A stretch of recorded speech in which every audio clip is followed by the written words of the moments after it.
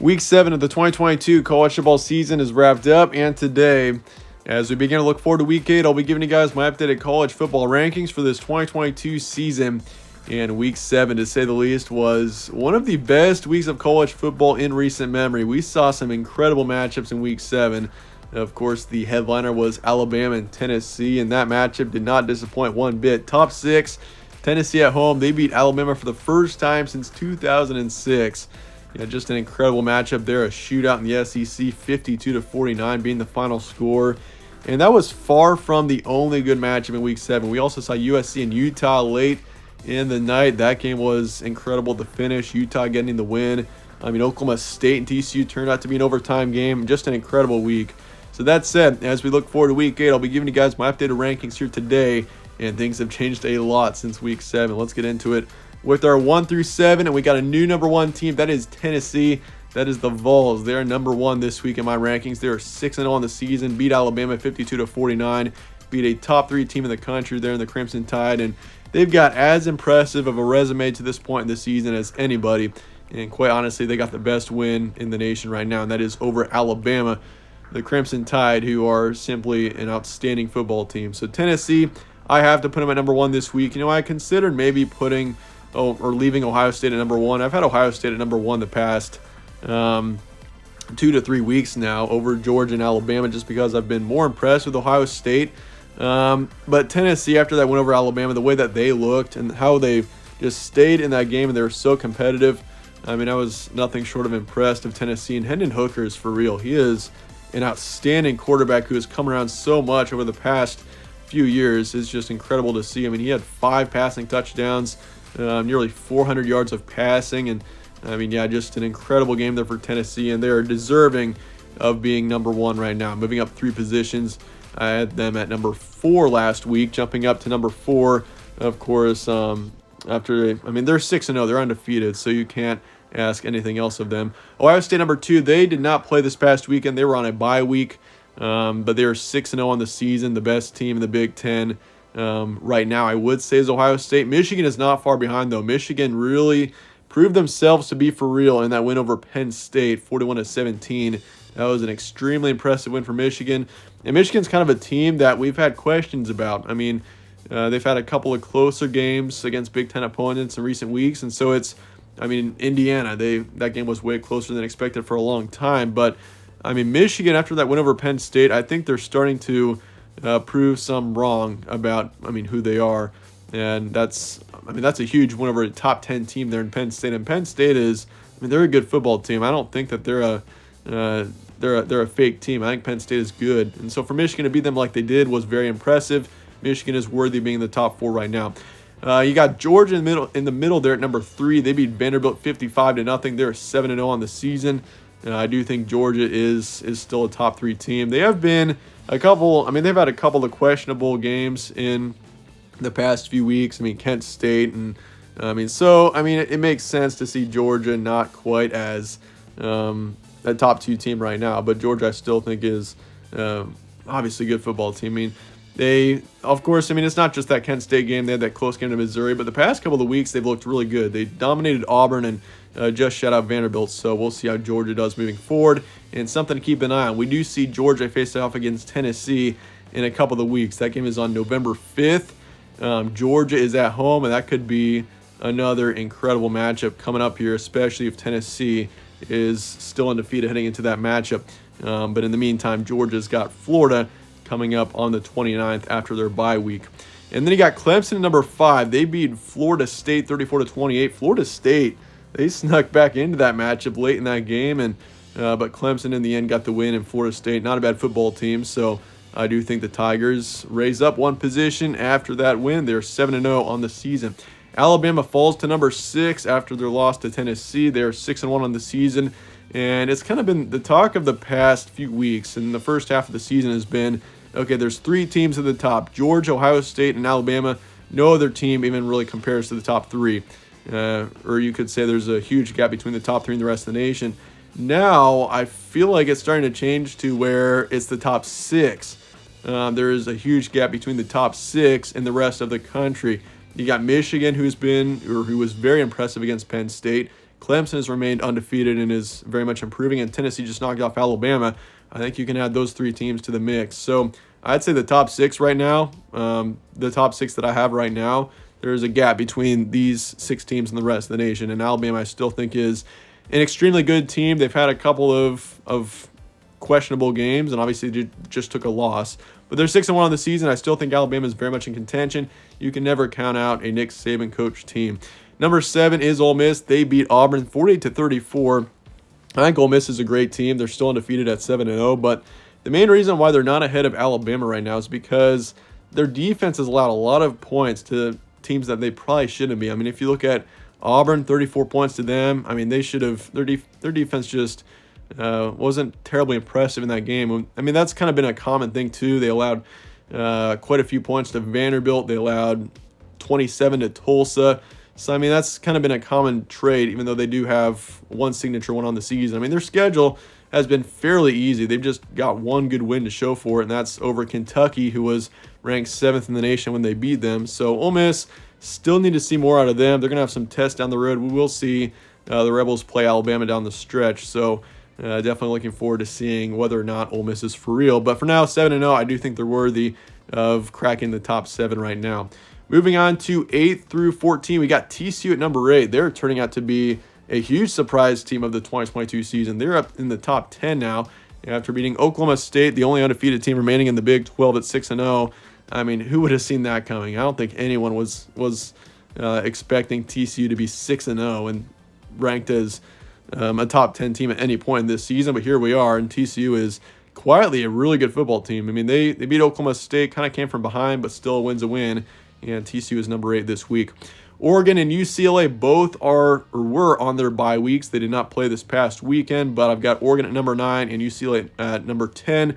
Both teams moving up one position during their bye week. Utah is number 11 and USC is number 12. Utah, of course, knocked off USC last night, 43-42. Really a tough, but a really good win there for Utah. And at 5-2, I mean, their playoff hopes are pretty distant now as a Pac-12 team having 2 losses, and that puts a huge dent. That win there for Utah puts a huge dent in the Pac-12's chances of getting a team in the college football playoff, because now USC with a loss, I mean, the Pac-12, it's tough enough getting to the college football playoff. Even though I do think this season's a bit different, the Pac-12 is actually a really good conference this season, I feel. I mean, we got 4 teams ranked from 9 to 12 this week between Oregon to USC, and you can't count out UCLA either. They're still 6-0.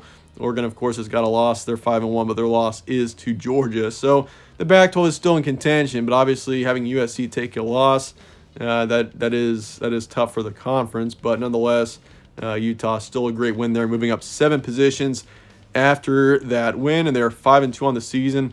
I mean, I still think Utah is very much capable of being a big contender in the Pac-12, but obviously taking that loss to UCLA a couple of weeks ago was really tough for the Utes. But USC, they moved down 5 positions after their loss to Utah. They're still 6-1. I still think USC is a great team. That's just an unfortunate loss for them. But yeah, we'll see how USC is able to respond to that. I still think Caleb Williams and that team is, honestly, there's a good chance USC is still the most talented team in the Pac-12, even though I've got them ranked behind Oregon, UCLA, and Utah right now.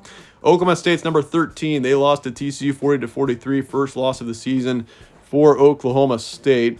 So now at 5-1, they're still very much in contention for the Big 12. But obviously, when you take a loss, I mean, every single game matters in college football, and so taking a loss there is tough for Oklahoma State's chances of being in the college football playoff. But I mean, they're still worthy of at the end of the day potentially winning the Big 12 and getting to a near 6 bowl game. Syracuse number 14. They beat NC State 24-9. And Syracuse is 6-0. They're also a surprise team of the season.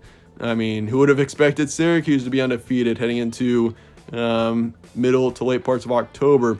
I mean, it's been an incredible season for that reason, is the amount of surprise teams that we've seen so far in this season. And Syracuse is a team that's really emerging. I mean, NC State is a good football team, and Syracuse took care of them 24-9 and moving up 5 positions to number 14 this week.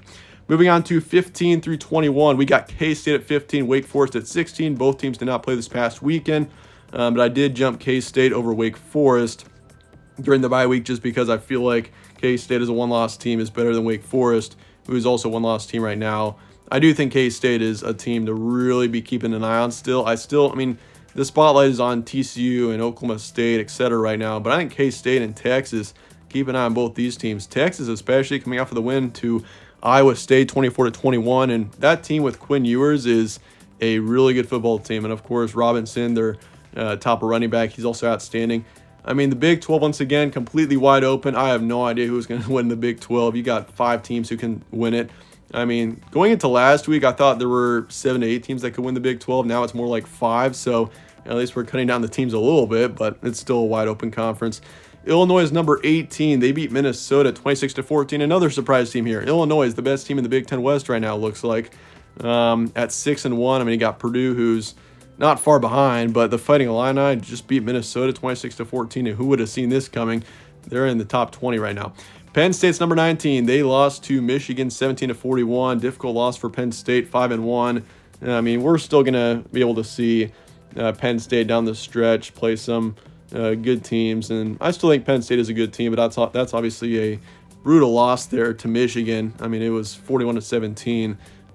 So, I mean, Penn State on the stretch, they play Ohio State in a couple of weeks, so that's going to be a game where we really, we're gonna totally find out whether or not Penn State is a good football team in that matchup. And they also got Minnesota coming up next week too, so you can't forget about that. That's a very important matchup for Penn State as well. Kentucky's number 20. They beat Mississippi State 27-17. Kentucky, I had them at 25 last week, but they're going to jump up 5 positions back into the top 20 after that win. Good one for Kentucky. They're 5-2. Mississippi State, they just lost to Kentucky, obviously, 17-27. Mississippi State is a team that, I mean, I actually was super high on going into week 7. If you watched my rankings from last week, you would know that. I mean, who wouldn't be? They just beat Texas A&M and Arkansas by significant margins. They destroyed Arkansas last week. So, I mean, I had them at number 14 last week, but that was just a very disappointing loss to Kentucky going on the road. Obviously a tough place to play, but Mississippi State number 21, they're 5-2 on the season. And now moving on to 22 through 25. We got North Carolina at number 22. They're moving up 2 positions into 22 this week. I had them at 24 last week. And they beat Duke. It was a close game. And honestly, I mean, without context, I mean, maybe that seems like a close win that shouldn't have been that close, especially if you're a ranked opponent, or a ranked team. But Duke is actually not a bad football team this season. I do think that's a solid win for North Carolina going on the road, beating Duke.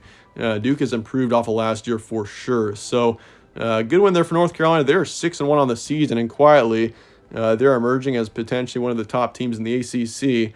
I mean, I think a lot of people counted North Carolina out, but North Carolina is a team to not quite count out yet. They lost to Notre Dame, of course, a few weeks ago, but they're still undefeated otherwise in the conference. Then you got Cincinnati at 23. I did not have them ranked last week, but I will this week. Of course, they are on a bye, so they didn't play this past weekend, but they're 5-1. NC State number 24, losing to Syracuse, and now they're 5-2. And of course, NC State being a team heading into the season was expected to potentially be a dark horse contender for the college football playoff. Those hopes are slipping away for NC State as they are now 1-2 in the conference and 5-2 overall. So unfortunate for NC State, considering this team I think is extremely talented and very much worthy of being a potential national contender. But when you take those brutal losses like that, it's tough. And so for NC State, I got them at 24 now, but I mean, who knows? They could still get to a decent bowl game this season. And then LSU at 25, they beat Florida 45-35. I've got them entering back into the rankings this week. And LSU and Kansas, I would say that's pretty much a tie for number 25. I've got Kansas at 26 as the first one out of the rankings this week. But LSU, after that win to Florida, I was pretty impressed with LSU. They were dominant for a long time. Florida kind of snuck back in, but nonetheless, Tigers still a good win. They're 5-2 on the season. And then once again, your first 5 out, you got Kansas at 26, taking a loss to Oklahoma. Still can't beat Oklahoma. That's the thing. I mean, Kansas can have a great season. It'd be ranked and everything, but still can't beat OU. But yeah, Kansas still a good football team. It just sucks that Jalen Daniels is out, and so hopefully he can be back soon for Kansas. Jason Bean's still a decent quarterback, but I think Jalen Daniels is truly what brought just a different energy to the Jayhawks. So we'll see how Kansas does down the stretch. Purdue at 27. I think Purdue, quite honestly, is the best team in the Big Ten West. I don't have them ranked above Illinois just because The Illini currently are a one-loss team versus Purdue, who's a two-loss team. But I do think Purdue down the stretch has got a good chance to emerge as the top team in the West. You got Tulane at 28, a one-loss team there. Keep an eye on them. South Carolina is 29.